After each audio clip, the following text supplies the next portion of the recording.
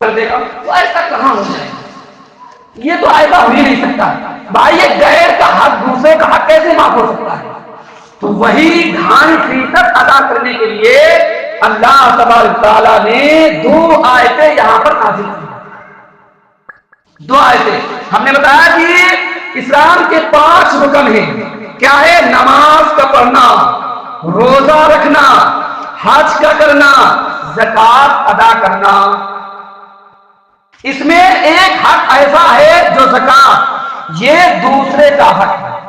آپ کے پاس جیسے 100 روپے آئے گا، 2.5 روپیہ غریب کا حق ہے، وہ ہر طریقے سے لے سکتا ہے. یہاں اگر ہم نہیں دیں گے اسلامی ممالک میں تو یہ اس کا سسٹم ہے، جیسے ہی آپ بینک میں پیسہ ڈالیں گے ویسے ہی 2.5% آپ تک کٹ جائے گا، ویسے کٹ جائے گا. لیکن یہ ہندوستان ہے، اس میں تو نہیں ہو سکتا ہے. لیکن اگر ہم نے یہاں اس دنیا میں کسی کا زکات ماری یعنی حق ادا نہیں کیا تو پھر یہ 2.5% ہمیں اللہ تبارک تعالیٰ کے وہاں دینا پڑے گا. تو کیا ہے؟ قرآن نے کہا ہے 2 آیتیں والذین یکنزون الذهب والفضة ولا ينفقونها في سبيل الله فبشرهم بعذاب أليم. اللہ تبارک تعالیٰ نے اس 2 آیتوں میں ان تمام لوگوں سے کہا ہے، ان تمام لوگوں سے، ہم لوگوں سے کہا ہے جو لوگ پیسہ، روپیہ، سونا چاندی جمع کرتے ہیں، سونا چاندی جمع کرتے ہیں اور پھر جو ہے اللہ کے راستے میں خرچ نہیں کرتے ہیں، اللہ کے راستے میں خرچ نہیں کرتے ہیں، تو اللہ تبارک تعالیٰ نے کہا ان کو ایک دردناک عذاب کی خوشخبری دی. دردناک.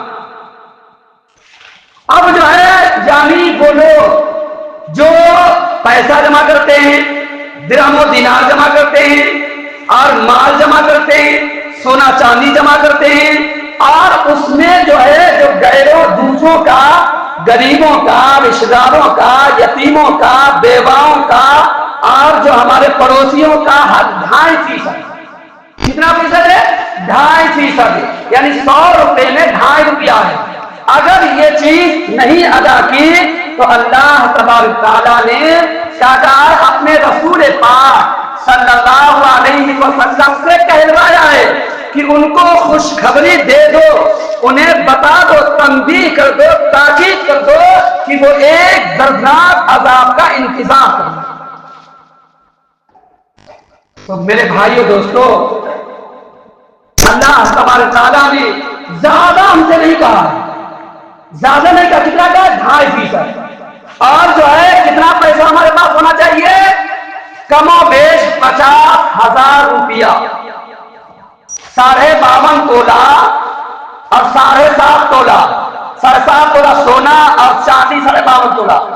یہ اس زمانے میں تھا 1400 سال پہلے. سونا چاندی کا بھاؤ زیادہ الگ نہیں تھا، بہت تھوڑا بہت الگ تھا. لیکن اب بہت زیادہ الگ ہو گیا ہے. اب سونا بہت اوپر ہے، چاندی بہت نیچے ہے. لیکن کل ملا کے اگر دونوں چیزیں 50,000 کی 60,000 کی آپ کے پاس پہنچ رہی ہیں تو آپ پر زکات واجب ہے. اب جو ہے آپ پر اگر 50,000 روپیہ ہے تو 12,500 روپیہ آپ پر زکات فرض ہے. اب یہ آپ کو دینا پڑے گا. اگر آپ نے یہ نہیں ادا کیا، نہیں دیا تو گویا کہ آپ نے ایک بھائی کا حق مارا ہے. ہم نے بتایا کہ نماز کا جہاں تک کی مسئلہ ہے تو وہ اللہ تبارک تعالیٰ کا ہے کہ اگر آپ کی نماز چھوٹ گئی تو اللہ کا حکم ہے کہ آپ اس کی قضا کر لیجئے. اگر قضا بھی نہیں کر پائے تو یہ حکم ہے کہ آپ اس کی فدیہ دے دیں آخری دن میں. اگر وہ بھی نہیں ہو پائے تو آپ اللہ سے امید کریں، ہو سکتا ہے اللہ تعالیٰ معاف کر دے. لیکن جب زکات کا مسئلہ آئے گا یعنی بھائی کا حق کا مسئلہ آئے گا تو وہ کیا ہے؟ پھر وہ معاف نہیں ہوگا. نماز کی تو آپ امید کی جا سکتی ہے اللہ سے کیونکہ وہ اللہ کا مسئلہ ہے، لیکن اللہ تعالیٰ دوسرے کا حق نہیں معاف کرے گا. تو میرے بھائیو دوستو، پھر دوسری آیت میں یہ بتایا کہ ان لوگوں کو بتا دو، اس کی تفصیل بتا دو اس کی تفصیل بتا دو، اس دن عذاب کی تفصیل بتا دو۔ کیا عذاب کی تفصیل ہوگی؟ عذاب کی تفصیل یہ ہوگی جس دن جو ہے اس سونے کو، اس چاندی کو، اس درہم و دینار کو، اس سکے کو کیا ہے آگ میں تپایا جائے گا، یعنی آگ خوب جو ہے لال ہو جائے گا جہنم میں۔ جب لال ہو جائے گا تو پھر کیا ہے، پھر جو ہے وہ ہماری آپ کی جو لوگ زکات نہیں ادا کرتے ہیں، کیا ہے پہلے پیشانی کو داغا جائے گا۔ پہلے کس چیز کو داغا جائے گا؟ پیشانی کو داغا جائے گا، پہنوں کو داغا جائے گا، پشت کو داغا جائے گا۔ کیا بھائی پہلے ان چیزوں کا کیوں ذکر کیا گیا؟ پیشانی کا کیوں ذکر کیا گیا؟ اس لیے ذکر کیا گیا ہے کہ جب کوئی سائل یعنی مانگنے والا جب آتا ہے نا تو سب سے پہلے پیشانی ہماری سکڑتی ہے۔ ایک منڈی مانگنے آ گیا بھکاری، جب دیکھو تو چلے آتے ہیں، تو کیا ہے سب سے پہلے ہماری یہ پیشانی سکڑ جاتی ہے، منہ بناتے ہیں۔ تو مانگنے والے کو صاف ظاہر پتا چلتا ہے کس طریقے سے ہماری پیشانی سکڑتی ہے، کس طریقے سے ہم غریب کو دے کر ناپسند کرتے ہیں، یعنی دینے کا ارادہ نہیں ہوتا۔ تو چار باتیں سناتے ہیں اور چار باتیں سناتے ہیں، سب سے پہلے پیشانی پر ہمارے اثر ظاہر ہوتے ہیں۔ تو اس لیے سب سے پہلے کیا ہے پیشانی کو داغا جائے گا، پیشانی کو، اس کے بعد میں پھر پہنوں کو داغا جائے گا اسی سونے سے جو آج کا سونا بنا ہوگا، جو ہم نے جمع کیا ہوگا، اسی چاندی سے، اسی گرام و دینار کے سکے سے پہلو داغا جائے گا، پھر کچھ داغی جائے گا، اور پھر کیا کہا جائے گا ھذا ما کنزتم لانفسکم فذوقوا ما کنتم تکنزون۔ چکھو، مزہ چکھو، جو تم نے دنیا میں جمع کر رکھا تھا اسی کا مزہ چکھو، اسی کا مزہ چکھو۔ تو میرے بھائیو دوستو، وہ لوگ جو مال کماتے ہیں، جن کے پاس استطاعت ہے اور جن کے پاس غریبوں کا حق ادا کرنے کا ہے 2.5%، اگر وہ ادا نہیں کر رہے ہیں تو وہ قیامت کے دن اس کا مزہ چکھنے کے لیے تیار۔ پھر دوسری بات، پھر قرآن نے کہا وَيْلٌ لِكُلِّ هُمَزَةٍ لُمَزَةٍ الَّذِي جَمَعَ مَالًا وَعَدَّدَهُ يَحْسَبُ أَنَّ مَالَهُ أَخْلَدَهُ كَلَّا لَيُنبَذَنَّ فِي الْحُطَمَةِ وَمَا أَدْرَاكَ مَا الْحُطَمَةُ نَارُ اللَّهِ الْمُوقَدَةُ الَّتِي تَطَّلِعُ عَلَى الْأَفْئِدَةِ۔ قیامت کے دن ان لوگوں کو بھی عذاب دیا جائے گا جو عیب لگاتے ہیں، جو عیب لگاتے ہیں۔ کسی چیز میں عیب لگانا، صحیح چیز میں عیب لگانا، اس کی مثال لے لو، جیسے کھانے میں عیب لگانا یا اور بھی چیزیں، اور جو تانا دیتے ہیں، احسان جتلاتے ہیں، یعنی کوئی چیز ہم نے کی، کوئی چیز ہم نے کسی کے ساتھ کیا اور اس کا احسان، کوئی بات ہو گئی، اچھا جب مر رہے تھے تب بھی سب تم کو دکھے، اچھا جب بھوکے مر رہے تھے تب ہم ہی دکھے، جب ایسا ہوا تب ہم ہی دکھے۔ تو کیا ہے، ایک تو ان لوگوں کو داغا جائے گا، کن لوگوں کو جو لوگ 2.5% زکات ادا نہیں کرتے ہیں، یعنی 100 روپے میں 2.5 روپیہ، تمہارے پاس 100 روپیہ اگر آ گیا ہے تو 2.5 روپیہ غریب کا ہے، تمہارا نہیں ہے۔ اگر تم نے یہ حق ادا نہیں کیا تو قیامت کے دن تمہارے اس مال سے، تمہارے اس درہم و دینار سے، تمہارے اس سکے سے اس کو آگ میں ڈالا جائے گا اور اس کو لال کیا جائے گا۔ جب لال ہو جائے گا تو تمہاری پیشانی کو داغا جائے گا، تمہاری پشت کو داغا جائے گا، تمہاری پہلو کو داغا جائے گا، اور تم سے کہا جائے گا ھذا ما کنزتم لانفسکم فذوقوا ما کنتم تکنزون۔ چکھو، مزہ چکھو، جو تم نے جمع کیا تھا، جس میں تم نے غریبوں کا حق نہیں ادا کیا تھا، ان کا حق مارا تھا۔ ہم نے بتلایا کہ اسلام کے 5 رکن ہیں، نماز کا پڑھنا، روزہ کا رکھنا، حج کا کرنا، زکات کا ادا کرنا۔ نماز کا سسٹم الگ ہے کہ اگر آپ کی قضا ہو گئی تو اس کی قضا کر لیجئے، چھوڑ گئے جماعت، اور اس کے بعد میں اگر وہ بھی نہیں ہو پایا تو آپ اس کی فدیہ دے دیجئے، اگر وہ بھی نہیں ہو پایا تو آپ اللہ سے امید کریے کہ ہو سکتا ہے، اپنے وارثین کو بتا جائیے کہ کہ میری نماز ادا کر دینا، لیکن اگر وہ بھی نہیں ہو سکے تو اللہ سے امید کریے، ہو سکتا ہے اللہ تعالیٰ معاف کر دے، لیکن زکات یہ دوسروں کا حق ہے، یہ ہرگز معاف نہیں ہو سکتا۔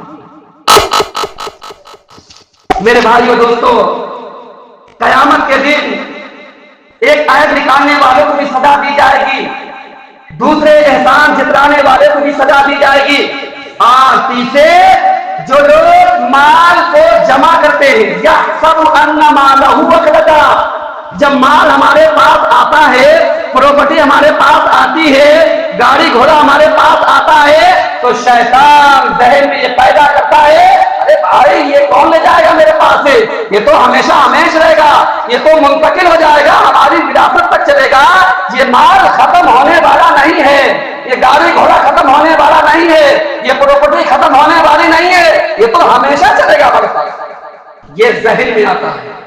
اور پھر کیا ہے، پھر جائے جمع معلوم معددہ، قرآن نے کہا ہے کہ جیسے ہمارے پاس 2 لاکھ روپیہ آ گیا، پھر 2.5 لاکھ ہو گیا، تو کیا ہے اکاؤنٹ میں جب آتا ہے تو اس کو بار بار ہم چیک کرتے رہتے ہیں، یا گھر میں رکھا ہوتا ہے تو اس کو گنتے رہتے ہیں۔ قرآن نے کہا ہے کہ بار بار اس کو گنتے ہیں اور گمان کرتے ہیں کہ میرا مال اتنا بڑھ گیا، اتنا بڑھ گیا، اتنا بڑھ گیا۔ میرے بھائیو دوستو، اگر اس مال کی زکات ادا نہیں ہوئی تو پھر جو ہے کس آگ میں ہمیں آپ کو ڈالا جائے گا؟ ملحوطما، ملحوطما، یعنی ایسی آگ ہوگی جو پانی سے نہیں بجھے گی، ایسی آگ ہوگی جو کسی انسان کے بجھنے سے نہیں بجھے گی، ایسی آگ ہوگی جو مٹی سے نہیں بجھے گی، ایسی آگ ہوگی جو پانی والی مشینوں سے نہیں بجھے گی، یہ خدائی آگ ہوگی، یہ دل تک جائے گی، یہ کلیجے تک جائے گی، یہ پورے سینے کے اندر جائے گی اور جلا کر رکھے گی، ایسی آگ ہوگی۔ میرے بھائیو دوستو، کتنا فیصد بتایا گیا؟ صرف 2.5%۔ 50 روپے میں 100 روپے میں 2.5 روپیہ، 40 روپے میں 1 روپیہ، 50,000 میں 1250 روپیہ، 1 لاکھ میں 2,500 روپیہ۔ اب سمجھ لیں کہ جو ہمارے پاس، جن لوگوں کے پاس پیسہ ہے، جن لوگوں کے پاس نوکریاں ہیں، جو لوگ کاروبار کر رہے ہیں، میرے بھائیو دوستو، یہ نوکری آپ کے پاس کس کی وجہ سے آئی ہے؟ یہ کاروبار آپ کا جو چل رہا ہے کس کی وجہ سے چل رہا ہے؟ جو آپ کے پاس پیسہ آ رہا ہے کس کی وجہ سے آ رہا ہے؟ آپ یہ نہ سمجھے کہیں نعوذ باللہ کہ ہماری عقل کی بنا پر ہے، ہمارے دماغ کی بنا پر ہے، ہماری قوت کی بنا پر ہے، یہ مت سمجھے۔ آپ جیسے ہزاروں لاکھوں آپ سے زیادہ ہوشیار گھوم رہے ہیں، اس بھارت کے اندر بے روزگاری کا ڈھیر لگا ہوا ہے، نہیں ان کے پاس کوئی کاروبار، تم سے زیادہ پڑھے لکھے ہیں، نہیں ہے کوئی نوکری، تم سے زیادہ طاقتور ہیں، نہیں ہے نوکری، نہیں ہے کوئی کاروبار۔ آپ کے اوپر اللہ کی رحمت ہے، آپ کے اوپر اللہ کی رحمت ہے، آپ اس کو سمجھیں۔ کروڑوں ہندوستان میں تو اس کے بھرمار ہے بے روزگاری کی، گھر چلانا مشکل ہو رہا ہے۔ اگر آپ کو اللہ نے دیا ہے تو یہ آپ پر اللہ کا بہت بڑا احسان ہے کہ آپ کسی کے آگے محتاج نہیں سوائے اللہ کے۔ میرے بھائیو دوستو، اب لوگ زکات جو ادا کرتے ہیں 3 طریقے کے لوگ ہوتے ہیں، 3 طریقے کے لوگ زکات ادا کرنے والے ہوتے ہیں۔ ایک تو یہ ہوتے ہیں ان کو زکات سے مطلب ہی نہیں، ارے زکات کیا چیز ہوتی ہے، میرا پیسہ ہے۔ ایک تو ہے زکات سے مطلب ہی نہیں، بالکل بیگانہ۔ دوسرے وہ لوگ ہیں جو لوگ زکات تو ادا کرتے ہیں لیکن انہیں کوئی حساب نہیں، دے دیا ایسے دے دیا، جو پایا نکالا دے دیا۔